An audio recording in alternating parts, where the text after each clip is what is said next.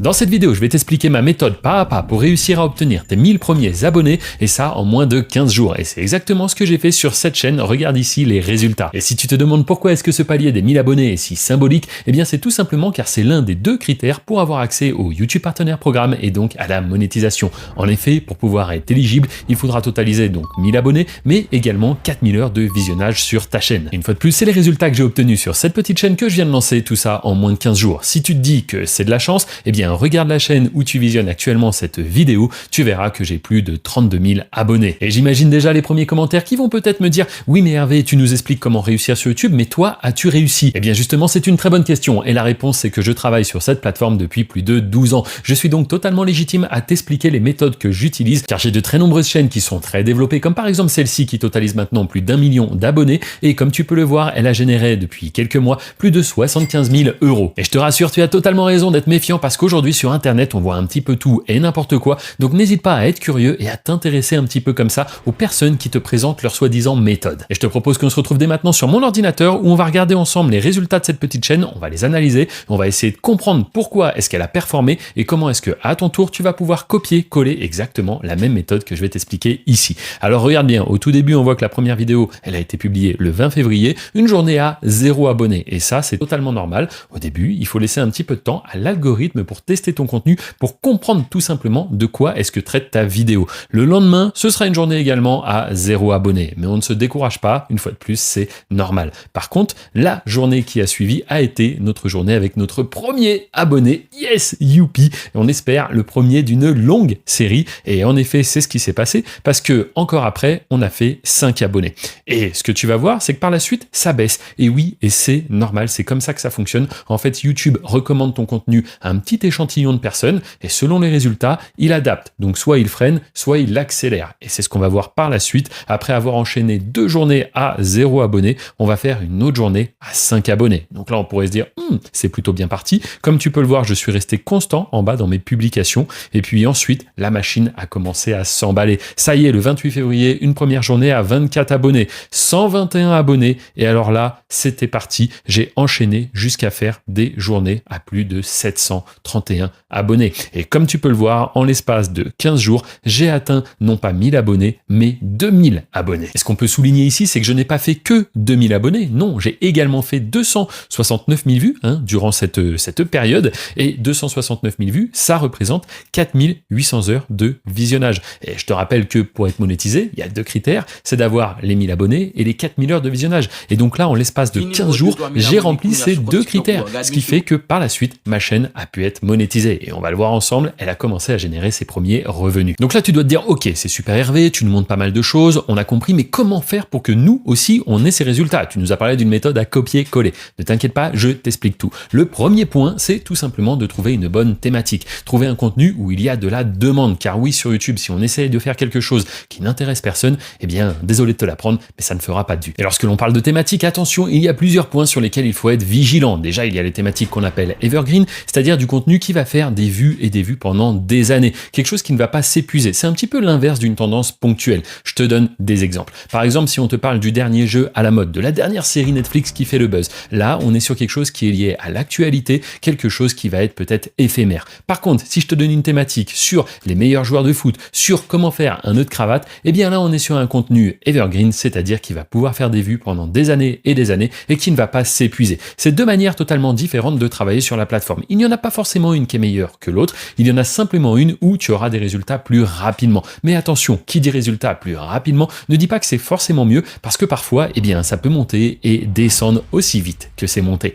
Alors que sur de l'evergreen, sur du contenu qui n'est pas lié à la temporalité, eh bien là, ça peut faire des vues pendant des années. Donc il faut déjà choisir entre ces 2 manières de travailler sur la plateforme. Ensuite, lorsque tu choisis une thématique, il y a 3 critères qui sont véritablement importants. Le premier critère, est-ce que ce contenu t'intéresse un minimum? Parce que oui, ça va être difficile de produire du contenu sur la durée si le sujet ne te parle absolument pas, si tu n'y connais rien, voire même si c'est un contenu qui te saoule littéralement. Imagine, tu n'es pas du tout à l'aise avec les mathématiques, avec les chiffres, tu ne vas pas lancer une chaîne où tous les 2 jours tu vas nous sortir une vidéo qui nous parle des maths, tu vois. Donc le sujet doit t'intéresser un minimum. Ensuite, il faut être capable d'identifier qu'il y a bel et bien du potentiel. Ça, oui, c'est très important, comme je le disais juste avant. Et enfin, il faut que tu sois capable de produire ce contenu. Car oui, si la thématique t'intéresse, s'il y a de la demande, mais si c'est un contenu que tu n'es pas capable de produire parce qu'il faut toute une équipe d'animation ou autre, eh bien, ça ne sert à rien. Donc ces 3 critères sont véritablement importants.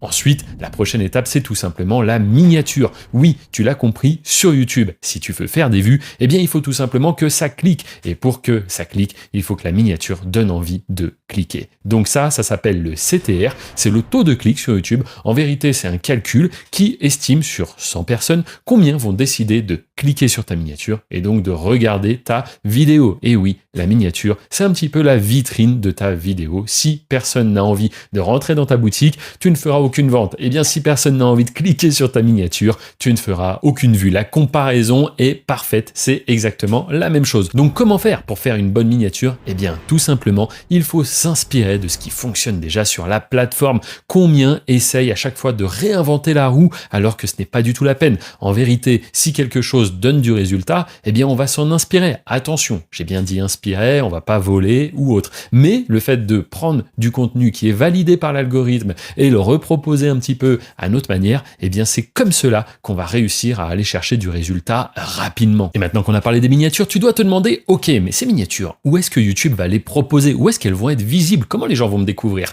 Eh bien, sache qu'il y a 3 sources de trafic vraiment importantes. La première, c'est tout simplement les recherches. En effet, les utilisateurs vont taper quelques mots-clés sur le moteur de recherche de YouTube. Et il faut savoir que le moteur de recherche de YouTube est en train de concurrencer de plus en plus Google. Car oui, maintenant, quand les gens cherchent comment faire quelque chose, au lieu d'aller tout simplement sur des réponses qui sont textuelles ou avec des images, eh bien, les gens, tu le sais, ils ont un peu la flemme et donc ils vont sur YouTube, ils se retrouvent face à une vidéo qui leur explique comment répondre à telle ou telle problématique. Et donc oui, le moteur de recherche de YouTube est très sollicité, il ne faut pas le négliger. Donc lorsque toi, tu fais une miniature, eh bien, c'est là qu'elle risque de se retrouver. Mais ce n'est pas le seul endroit où ta miniature sera visible. En effet, elle va aussi apparaître dans les fonctionnalités de navigation. Alors dit comme ça, tu dois te demander ce que c'est. Eh bien, c'est tout simplement lorsqu'un utilisateur démarre l'application YouTube, il y a ce qu'on appelle la homepage et c'est ici que se trouve la source de trafic, fonctionnalité de navigation. Sache que c'est une source très importante pour être découverte et notamment lorsque tu es une petite chaîne.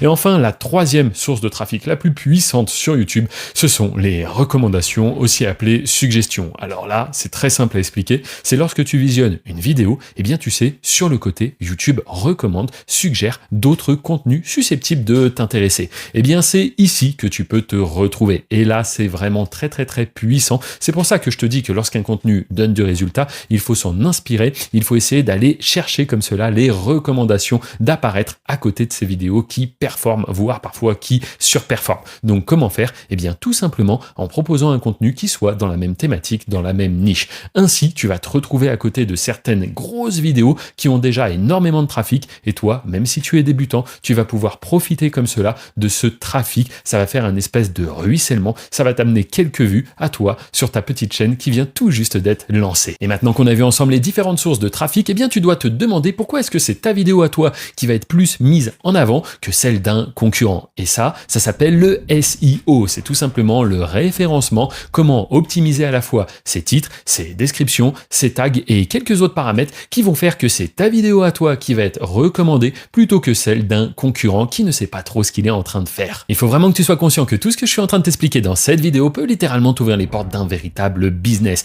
En effet, sur YouTube, aujourd'hui, ce n'est plus un secret, on peut gagner de l'argent et parfois même beaucoup d'argent. Ça fait maintenant plus d'1 an que j'accompagne des total débutants à générer leurs premiers revenus sur YouTube et tout cela, tu peux le retrouver dans la description, dans le premier lien. Tu verras les nombreux témoignages des membres que j'ai accompagnés et que je continue d'accompagner. Pour certains, oui, ça a fait une source complémentaire de revenus, mais pour d'autres, ça leur a permis de complètement quitter leur travail qu'ils n'appréciaient vraiment plus pour maintenant vivre de YouTube. Et rassure-toi, pas besoin de devenir influenceur, pas besoin de se montrer, car non, ce que j'apprends à faire à mes membres, c'est tout simplement à gérer des réseaux de chaînes de manière anonyme et automatisée. Comme je te l'ai montré juste avant, cette chaîne aujourd'hui, avec plus d'1 million d'abonnés, arrive à générer des revenus et tout ça alors que je ne publie même plus. Et oui, c'est comme je te l'expliquais juste avant, il y a des thématiques liées à l'actualité et d'autres thématiques evergreen qui vont faire des vues en continu. Donc dis-toi bien que lorsqu'une chaîne est lancée, elle peut véritablement devenir une source de revenus totalement passive pour les prochains mois, voire les prochaines années. Et c'est un business où tu vas pouvoir répliquer encore et encore. Et c'est pour cela que j'ai autant de demandes. Moi, ça fait maintenant plus de 12 ans que je me suis lancé sur ce business et vraiment, ça m'a permis de radicalement changer mon niveau de vie, passant de livreur de pizza à aujourd'hui une vie de liberté où je peux profiter de mes amis, de ma famille, sans avoir à me soucier de l'argent. Et ce qui est drôle, c'est que les gens découvrent tout juste ce business que je fais depuis 2012 et je me retrouve à faire des conférences où j'explique comment est-ce que j'ai fait pour, à moi seul, mettre en place tout un système qui me génère de l'argent alors que je suis en voyage, alors que je suis avec mes amis et ma famille. Et si tu penses qu'il est trop tard, eh bien je te rassure, non, ce n'est pas du tout trop tard. La preuve, cette petite chaîne que je viens de lancer il y a tout juste quelques semaines, et en plus de ça, la demande sur YouTube ne fait qu'augmenter. En effet, c'est générationnel et aujourd'hui, il y a de plus en plus de spectateurs, de plus en plus de personnes qui consomment du contenu. Donc je t'invite véritablement à profiter de cette opportunité et à cliquer sur le premier lien dans la description. Sache que si tu es sur mobile, il suffit de cliquer sur le titre pour faire apparaître la description et tu y découvriras les témoignages des nombreux membres à qui j'ai permis de radicalement changer de niveau de vie. Et maintenant, je vais te partager des véritables astuces qui vont faire la différence entre toi et un concurrent. Déjà, premièrement, la thématique. On en a parlé. Eh bien, sache que c'est très important de rester cohérent. Je vois trop de personnes qui débutent, qui tout simplement essayent plein de choses sur leur chaîne. Et c'est ce qu'il ne faut absolument pas faire. C'est une énorme erreur. Pourquoi? Eh bien, parce que l'algorithme va être totalement perdu. En effet, tu vas nous faire une première vidéo peut-être sur un jeu vidéo, puis une deuxième vidéo où tu vas nous parler d'un film, puis ensuite les plus belles voitures, puis ensuite un peu d'actualité. Non, vraiment, c'est à éviter. L'algorithme va tout simplement être perdu et ne plus savoir à qui recommander tes vidéos. Si tu décides de faire une chaîne sur un sujet bien précis, il faut continuer. Et en effet, la première vidéo ne donnera peut-être pas de résultat. C'est ce qu'on a vu. 0 abonnés, ça fait mal, mais c'est la dure vérité. Et c'est plus tu vas être régulier que l'algorithme va réussir de mieux en mieux à cibler ton audience. Et c'est comme cela que vont arriver tes premiers abonnés et aussi tes premiers résultats. Et maintenant, ça y est, supposons que le spectateur a cliqué sur ta miniature à toi. Félicitations, première étape réussie. Mais ensuite, comment faire pour que notre contenu soit encore plus mis en avant et surtout qu'il devienne viral afin de nous aider à générer nos 1000 premiers abonnés? Eh bien, c'est le watch time. Le watch time, qu'est-ce que c'est? C'est la rétention, la durée de visionnage d'une vidéo. Car oui, YouTube, ce qu'il recherche avant tout, c'est à capter un maximum l'attention des spectateurs. Et pour ça, YouTube te fait confiance, te laisse la main sur le contenu. Car oui, c'est le contenu qui va faire que le spectateur va rester. Je te donne un exemple simple. Sur une vidéo de 5 minutes, entre un spectateur qui va rester 3 minutes et un spectateur qui va rester 20 secondes, YouTube va en effet préférer l'option où le spectateur passe le plus de temps sur ta vidéo et donc par conséquent sur sa plateforme. Car oui, l'attention aujourd'hui vaut littéralement de l'or. Plus un spectateur reste sur une plateforme, plus il rapporte d'argent à cette plateforme et donc par définition à toi aussi qui participe à cette plateforme. Et c'est comme cela que YouTube va pousser de plus en plus ta vidéo auprès d'un échantillon de spectateurs qui sera toujours de plus en plus large afin d'aller chercher une audience toujours de plus en plus élevée et c'est comme cela que tu vas pouvoir atteindre tes 1000 abonnés. Et juste avant de te parler du retargeting et du lookalike, je te rappelle que le premier lien dans la description t'emmènera vers une présentation totalement gratuite et c'est là-bas que je te révèle véritablement les coulisses de mon business. Je peux t'apprendre à générer des revenus et même vivre de YouTube comme je l'ai fait avec de nombreux membres. Tout ça en gérant des chaînes YouTube où tu n'auras pas à te montrer et tu pourras automatiser ce business par la suite. Et qui sait, peut-être que toi aussi d'ici quelques semaines, eh bien tu pourrais radicalement changer de vie grâce à YouTube. Comme tu l'as compris, ton contenu, une fois mis en avant, va être de plus en plus poussé par la plateforme jusqu'à arriver à un plafond. En effet, c'est le plafond de la thématique que tu as sélectionné. Et c'est là que rentre en scène le retargeting. Le retargeting, qu'est-ce que c'est? Eh bien, c'est tout simplement YouTube qui va chercher toujours plus d'audience susceptible d'être intéressée par le contenu que tu as créé. Car oui, lui, son but à YouTube, c'est de garder au maximum les spectateurs sur la plateforme. Et donc, lorsqu'il y a une vidéo qui donne du résultat, YouTube adore ça. Donc, il va chercher tout simplement des profils similaires, aussi appelés lookalike, afin de montrer ta vidéo à un maximum de personnes. Et tout cela, c'est justement le travail des nombreux algorithmes qui travaillent sur la plateforme YouTube. Oui, les algorithmes, spoiler, il n'y en a pas qu'un, il y en a plusieurs, afin qu'on ne puisse pas percer exactement les secrets. C'est un peu comme la formule du Coca-Cola. Ces grosses entreprises font exprès de garder cela au maximum caché. Mais après plus de 12 années à travailler sur la plateforme, je peux te dire que j'ai identifié beaucoup de patterns qui se répètent et compris le fonctionnement de beaucoup de mécanismes qui me permettent aujourd'hui de lancer des chaînes en seulement quelques semaines. N'oublie pas que YouTube est aujourd'hui la plateforme la plus puissante si tu souhaites réussir dans les business en ligne. Je te rappelle que tu n'as pas de clients à gérer,